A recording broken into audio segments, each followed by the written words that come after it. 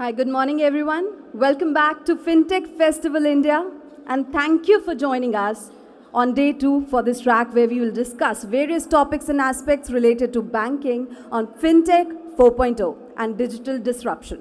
So this track will touch upon some of the most pertinent issues from various sectors within the FinTech landscape.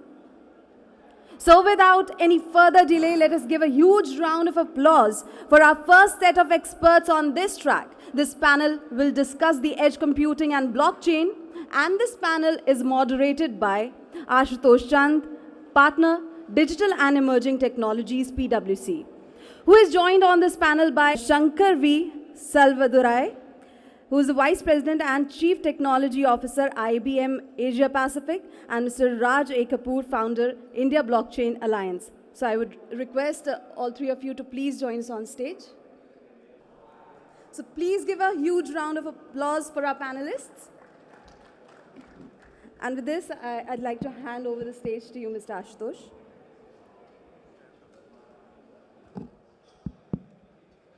Thank you everyone for coming here. Is it audible? Okay. Yeah. Today we have got an interesting topic, and this is something that people have been asking and people do not understand clearly. Internet started out with the promise of being a decentralized place, and over a period of time we saw a lot of applications built on top of that, which was really about controlling and centralizing of data, centralizing of transactions because of trust and transparency. Second is, as we move away from, as computing increased, we moved to data centers to public cloud, where again it was centralized. Of late, we are seeing with the advent of blockchain, the trust and transparency, decentralization is a theme that is becoming more and more popular as new use cases are emerging. And we move away from public to private clouds to edge computing, where a lot of things can happen on the edge because of certain inherent advantages that we see. And today we'll spend some time trying to understand from the esteemed panel here on what they see as the areas that we can leverage both edge and blockchain. And to start off with, I just wanted to set the context.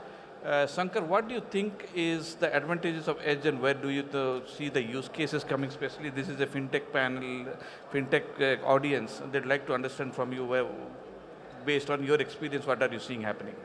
Sure, Ashootosh. Good morning, everyone. So let me focus a little bit on edge computing. I think in the last couple of yesterday and today, I'm sure you would have heard a lot of blockchain, crypto, NFT. So I'm going to focus a little bit on the edge side of things, right? So if you think about edge, right, what it really does is that you're trying to bring compute and data storage closer to where the data is being processed or consumed, right? That means instead of having it centrally processed, either in a traditional data center or in the cloud, right? So what are the benefits that you get from doing that? I think the first inherent benefit is that obviously you're doing a lot of cost savings, because now you don't have a huge amount of data moving back to the central location or for the cloud, right? And you'll notice that when you go into a cloud type environment, a significant amount of the cost goes into the data transportation or the network cost, right? The second is obviously, may not be that clear, but is also related to data, where it's around data sovereignty, data residency, there's a data regulatory requirements, right? Now you do not have to send all that sensitive data across the network into a cloud provider who may or may not be in the country, right? So that's the second one. The third is obviously, again, around data, is that you don't have to make sure that the data being processed is far away. So you can do a lot of real-time analytics, insights, close to where the actual data is being consumed or processed. And the fourth benefit, I would say, is around continuous operation. Even in an offline situation where you do not have connectivity back to the central, you still have the ability to compute and run a lot of the application at the edge, right? So if you think about all these benefits, right, where do they apply in terms of use cases, right? You can do things like hyper-personalization, very localized personalization, things like real-time analytics, look, for example, physical surveillance, biometric authentication. those are things like, you can get benefits out of those capabilities. But, since it's a FinTech audience, right, maybe I'll give you an example from the FinTech space, right? There's quite a number of examples I can talk about, right? But coming back to my earlier point is that if around data's regulatory requirements and compliance, right, there's a whole lot of space there where I think the FinTechs can play in terms of trying to take advantage of, how do I make it easier for the enterprises or large organizations to take advantage of the compute capability closer to the edge and avoid having to send that sensitive data across to the cloud provider or the traditional data center, or the cost involved in transporting the data, right? Another one I would say, second one is around, let me pick an example around the agricultural space, right? In terms of embedded finance, I think embedded finance is the area where I think a lot of fintechs are seeing a lot of growth, particularly in the SME space, right? And coming back to my agriculture example, right, you'll find that a lot of small and medium-sized farmers, right, they only get paid after the harvest, right? And before that, they have to depend on the suppliers of pesticides, fertilizers, tools and equipment to provide the financing for them to do what they have to do, right? And this is good, this is bad for both the farmers as well as the suppliers. On the farmer side, they're hit with very high interest rates. On the supplier side, they are strained by cash flow, which they could have invested into back into their businesses, right? So now I see a lot of cases where there are startups providing tooling or platform to allow to take data, to use edge computing, right, to collect data like yield, farm yield, soil data, weather data, credit history, and then using that into machine learning-based algorithmic agricultural risk-based modeling, right? To, to improve the underwriting of financing of this into the suppliers, right? That way, they get a lot of advantage in terms of making sure that, the farmers get better interest rates or much fairer interest rates, as well as the suppliers are guaranteed the payment, right? So those were a couple of examples. Obviously, there are a lot more examples I can talk about. Device-to-device payments, thing called high-frequency trading, which I think you may be familiar with, is that the co-location of servers close to a market exchange, right? Having that is that you can do a lot of transactions locally, as well as you take advantage of, sometimes you got to do market-to-market exchanges, right? And there's where edge computing can help with arbitration, or the advantage you get with arbitration of high-frequency trading. So those were a couple of examples that I'm seeing where edge computing is being used. Thank you so much. But one thing that we want to hear from you, Raj, you have been working in blockchain and have been one of the pioneers to get a blockchain adoption in India. And with edge, and we're talking about decentralization and disintermediation here. Yes. Where do you think these two technologies are getting leveraged, especially on the fintech sector, especially in India? Absolutely. The audience would like to know. Yeah, I'll explain that. I'll tell you a small story, and that I think will have a better resonance because then people can connect with that. You've given some great case studies. I'll give an actual study, an actual project which we are working on, where I think edge computing and blockchain are working really well in tandem. How many of us know that in the next 12 years, our seas will be dead? And if the seas are dead, sorry guys, after 12 years, it's sayonara for all of us. None of us are going to be there. It's scary. And for that, I'm working in a European project using edge technology and blockchain, and I'll tell you how we are using it. This story is relevant from an environmental perspective because one of the best use cases could be for the environment. And the second is making us all aware that, guys, we got a role to play. That's also from a social perspective. Right, so what we do is, there's a company called SEA. It's based out of the UK. All of them are from different parts of the world. I'm the only Indian, and I'm proud to be there.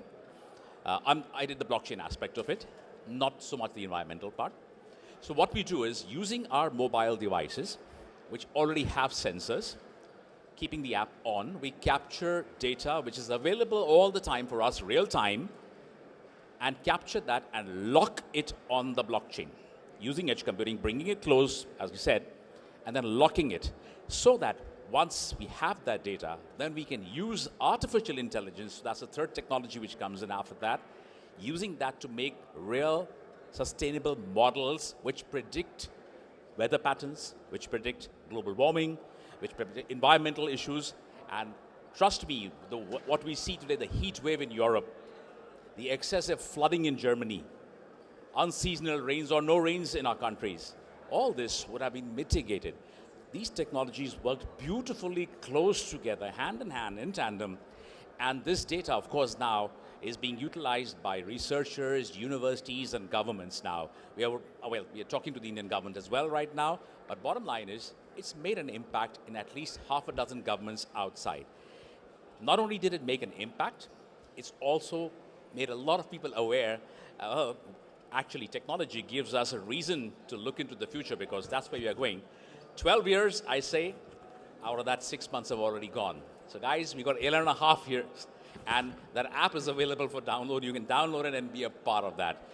Use the app, use the technology, it's all there. Blockchain, edge, you call it whatever, but bottom line is the environment, and that's technology helping out there. I think that would be probably the best use case I can share from an environmental and a social impact perspective. Wow. Is there anything on the FinTech, because the audience is from the FinTech background? Yeah, do you think they can leverage anything between both the technologies? He gave together? some great examples on what we can do in the FinTech space. Blockchain basically, FinTech is, let's put it under the umbrella, we can put it up blockchain. I cannot say that it is blockchain, but anywhere where there is data, where there is security, I call it the FITS model. In FinTech, if there's any place where there is fraud, information security, trust issues, or total security issues, blockchain comes in right there. So FinTech is actually a great use case for blockchain. Getting a segue to that, Shanker, you are a technology leader at IBM. Do you see products and platforms coming out of IBM or other technology providers where they are merging these technologies, two technologies, and coming out with something that the industry could really use without having to say that, okay, I'm using blockchain separately, I'm using edge separately? Okay, I think in terms of use cases and scenarios, right, I think Raj gave a great example there, but from use case, I think there's not maturity level in terms of, I think blockchain has been around for a while. It's a little mature than edge computing. I've yet to see a lot of use cases where both come together, but I can see potential for like what just Raj shared, right? Potential where, for example, right, if you look at blockchain, right, there's two aspects of blockchain, right? One is the ledger environment, and then there's also, which people tend to forget, is the smart contracts, which is the compute aspect, right? And typically, based on what type of algorithm you're using, right, or for consensus, right, it uses a lot of processing power, right? And because of that, if you can edge, right, edge complements that because there's a lot of nodes out there in edge computing, right? And typically, edge computing uses a lot of GPUs as well, which is, really good for high need processing, right? And I think that's where one synergy is. The second is around, if you look at blockchain, right, if you're going to do a transaction, there's a lot of latency involved because it has to traverse through the entire network, sometimes across a cloud or the data center before you can complete the transaction. With edge computing, you can do peer-to-peer communication, so you improve the latency, or it becomes low latency in terms of having to complete the transaction. So I think that's where a couple of spaces where the edge can support the blockchain. But in the reverse, I can also see, like what Raj again shared, is that blockchain is a great environment, that provides trust, privacy, security, right?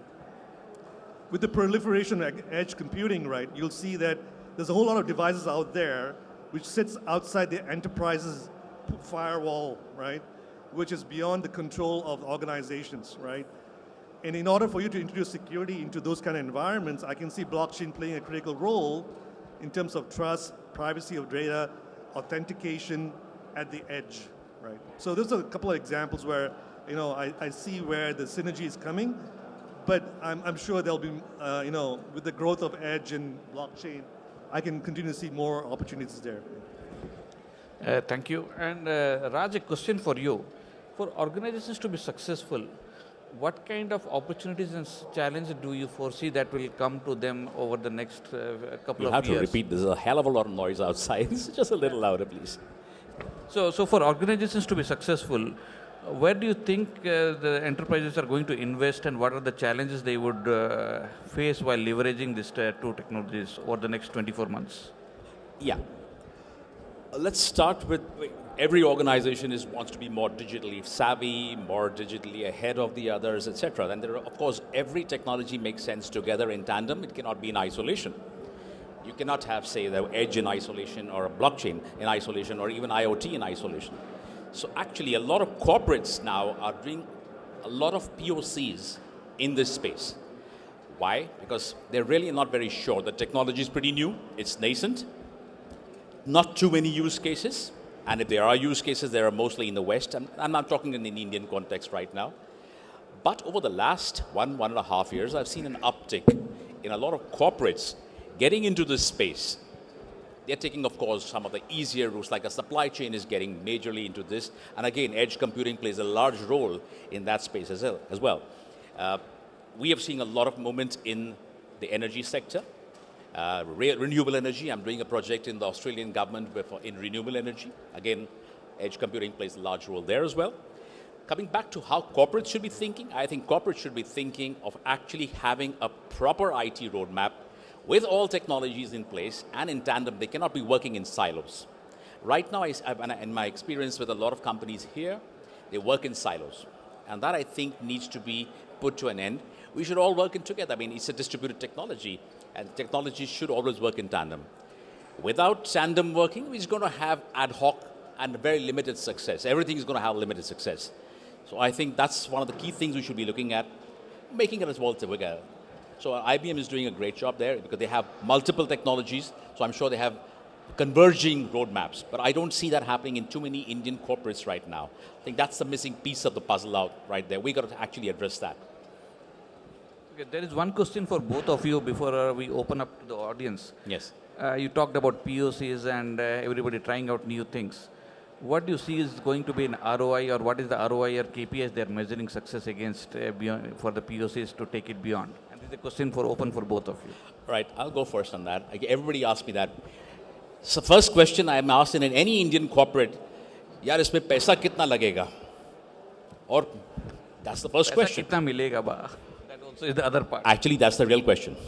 But anyways, the thing is that, optimum use of any technology can only bring in cost savings and better efficiencies. If you see the financial sector, banks, for example, in the latest report by, I think, either PwC or Gartner, not PwC, Gartner, I think, they actually came up with a report that banks save up to $12 billion by implementing blockchain technologies.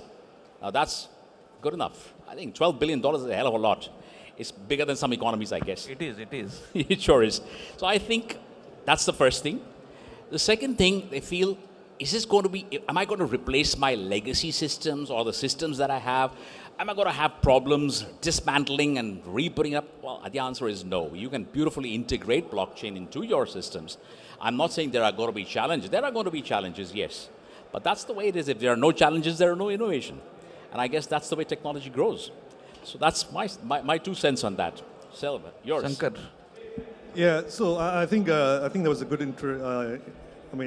brief of that. Let me talk a little bit more. Perhaps I think the blockchain side of things, I think is pretty evident. I think it's pretty clear, right? Let me focus on the edge side of things, right? Because I think that's still not very clear in terms of what the opportunities are or the ROI, right? The Gartner predicts that by 2025, 75% of enterprise data will be processed at the edge. That means it's outside the traditional data center or cloud, right? That's a significant amount of data that we process outside, right? The second thing to think about is the 5G rollout that's happening across the world and in India as well, right? I think in India, by the end of the year, I think you're going to have like 20 to 25 cities which are going to have operational 5G, right? Think of that, what that means, right? I think, you got to think about 5G, right? When you think about 5G, you only get the speed or the latency advantage at the last mile. That means it's between the mobile device and the tower. After that, it's back to the infrastructure that it's been laid out in terms of networking. So if you're going to take advantage of 5G, edge computing is going to play a significant role in how you take advantage of the 5G capability that's being rolled out. Because edge, like I said, is going to allow you to do your real-time analytics close to where the decisions are being made. It's going to allow you to address a lot of the data residency, the sovereignty, privacy requirements that's required. It's going to help you run a lot of these, reduce a lot of the costs involved in transporting the data as well. So, I mean, I think the opportunities there, but in terms of specific numbers, I think is yet to be seen. But again, I'm pretty optimistic about the opportunities where both edge computing and blockchain is going to play in the real future. Yeah. We have time for a couple of questions from the audience. Would you like to take any questions? Can you give a mic here, please? You can take. Very good morning to all the panelists. I want to ask this question to Mr. Raj. A little louder, please. Okay. Now it's fine? Very okay. fine. A very good morning. Mr. Shanker and Mr. Raj Kapoor, there's a question for you. Edge computing, what I feel is also a threat to the blockchain. For example, if I take a use case of drones, there's a project outside which gives the opportunity to have a real-time real estate project, which will give you a clarification about the property, how it looks, and you can just judge the property by using the drone technology. Now the drone is collecting its own data, which has been put by a person or person who is handling the drone, what is to be captured. The same data is put on the blockchain, but who will check the authenticity of that data that is put on the blockchain? Because once the data is put on the blockchain, it will carry forward in a similar way because there's a pattern of blockchain, but there's no set pattern for edge computing, data collection. So is it a threat, or are we doing something for collecting what edge data collection is happening with the edge computing is properly processed and then put on the blockchain? Is there something in middle of it or not? So, being a technologist myself, right, I think it depends on the design of the application, right? It's nothing to do with either edge or, I think blockchain and edge are complementary, and they both provide different capability like I shared earlier. I think it depends on the design. I think the key design principle there is to introduce blockchain at the source of the edge, right? Versus having it you're having a intermediary between the drone and the blockchain, right? And I'll give you an example. Another example of use case where I see similar to what you just talked about is nowadays people are familiar with VR, virtual reality, right? There are already spaces out there in the market where companies are introducing purchasing of vehicles or houses using VR technology, right? Virtual reality, right? So you go into that, and you see what you like. You don't have to go to a physical location, and they've introduced blockchain into the actual transaction, right? So it's a combination of virtual reality, embedded finance, as well as blockchain, right? Where they are actually introducing your ability to make sure that the authenticity of the source, who is the person who's actually making the transaction, and where is it happening at, using blockchain, and fulfilling the transaction seamlessly through embedded finance, like actually going and getting a loan approval. So the loan approval is being done at the VR environment as well. So you're getting a loan approval done, you're getting your authentication done using a combination of those technologies. I'll just add a couple of lines to that, Ankita. Clearly said, at the base level, that's where you need to have the blockchain application. The more important also is the architecture. That's really important. So you need the right blockchain to utilize. That's the first place. Second, the security features of every blockchain differ. So that's where a lot of things come in, when we can actually identify the right blockchains with the right security features to mitigate this issue. Secondly, the data capture, how are the data being captured? If that can be addressed well, and that's what we are doing for the C program, which I told you. It's using your and my mobile phones right now, right? It's just capturing data. It's authentic data because you're not manipulating it, you're not feeding it inside. It's actually capturing what's there. So together, I think it makes a beautiful combination. It's the confluence of these technologies, the architecture, the security hashes, and that's what make it a very, very secure system. Nothing is 100% secure, I still say.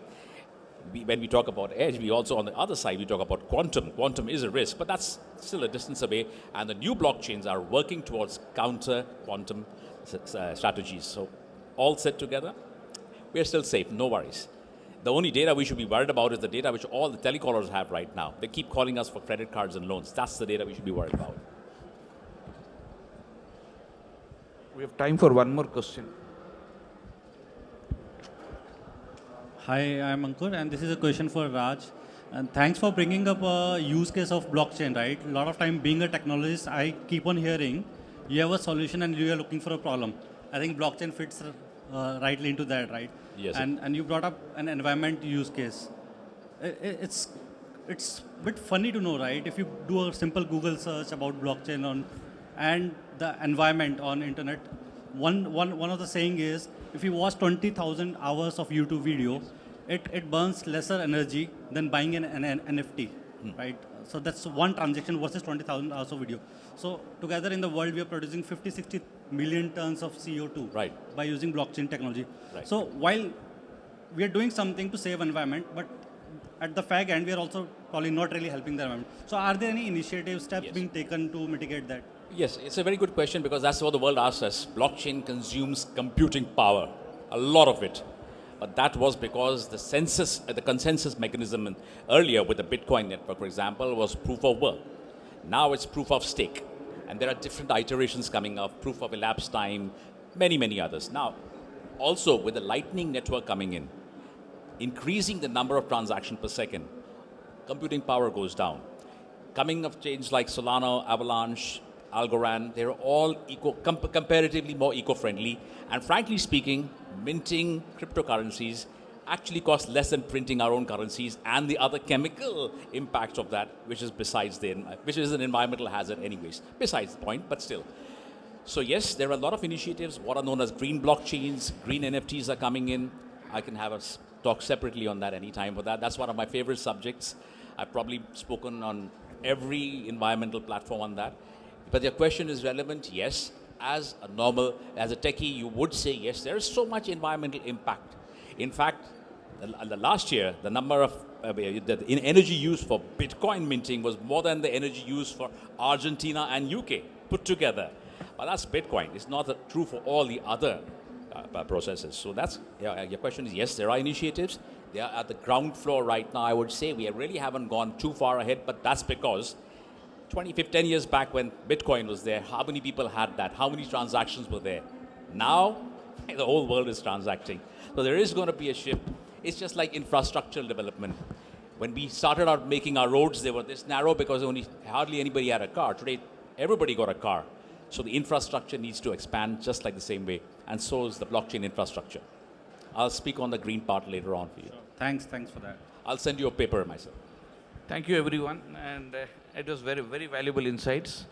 To come to a conclusion on this, what I hear is that blockchain and edge both have their own benefits and have creating a big impact. Both the technologies are evolving. In fact, data, as you said, is moving to the edge. 75% that would move to the edge. Security of that data is important. Use cases are evolving. Energy safety and all energy security is also going to change as blockchain and edge evolves. And while we are at a POC stage, it's all left to all of us here in the room and beyond to figure out the use cases that can evolve over the next few years of blockchain and edge computing put together. Although these are early days, but there's a great need for, I believe, both of these technologies to be brought together to create solutions for the world. I'd like to say something here. There is a company actually working on exactly on this. It's called Threefold. It works on edge computing, internet computing, and the blockchain. and they have got some great use cases in Europe. We are working with them to set up the same systems in India. And I think as at an enterprise level, at a corporate level, we should have a look at threefold.tech. It's a great company doing specific work in this sector, and I say not for profit again. But they're doing a lot of research in this, and they've actually done a lot of and sovereignty of data. That's also another very key element which brings us all together once again. Data sovereignty, because that's another very critical issue. I won't go much more into that. We've finished our time. But any other question, very quickly, I'm happy to answer. I'm sure Shanker is happy to answer, and I'm sure Ashootosh is longing for a cup of coffee now. Thank you, Save. Thank you, sir. Yeah? Yeah. Thank you so much, Mr. Ashootosh, Mr. Shanker, and Mr. Raj Kapoor for joining us today and sharing your insights on this topic. Thank you so much for joining us. Yeah. So before we move on to the next session of the day, I would like to bring to your notice that we have graphic recorders with us in both our halls who are live scribing all the sessions, and you can go and take a look at their work at the graffiti wall outside in the exhibition area.